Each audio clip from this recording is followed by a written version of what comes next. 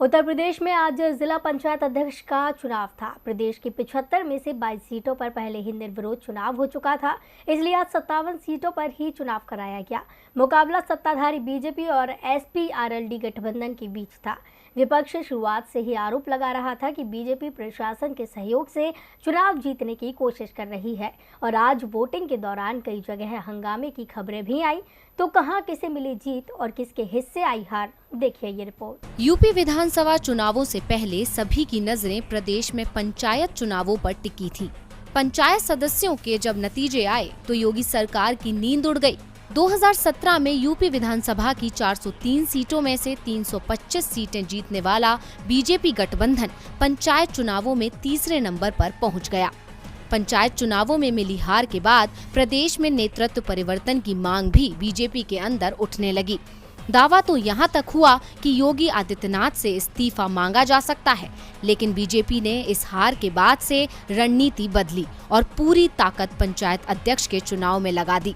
Party हर कीमत पर पंचायतों में अपना अध्यक्ष बनवाने की कोशिश में जुट गई और इसी का नतीजा था कि 22 सीटों पर निर्विरोध चुनाव हो गया, जिसमें से 21 सीटें बीजेपी के खाते में गईं।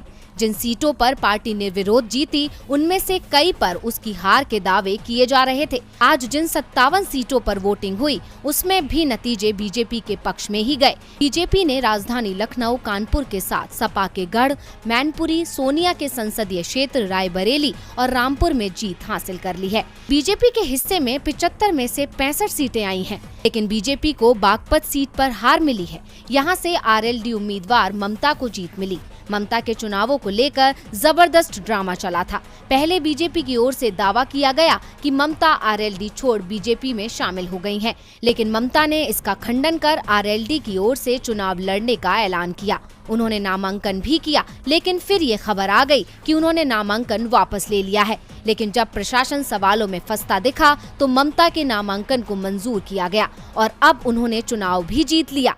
पंचायत चुनावों को लेकर जहां बीजेपी बड़ी जीत का दावा कर रही है, तो वहीं एसपी का दावा है कि कई जगह प्रशासन के सहयोग से बीजेपी को जिताया गया है और जनता 6 महीने बाद बीजेपी को सबक सिखा देगी।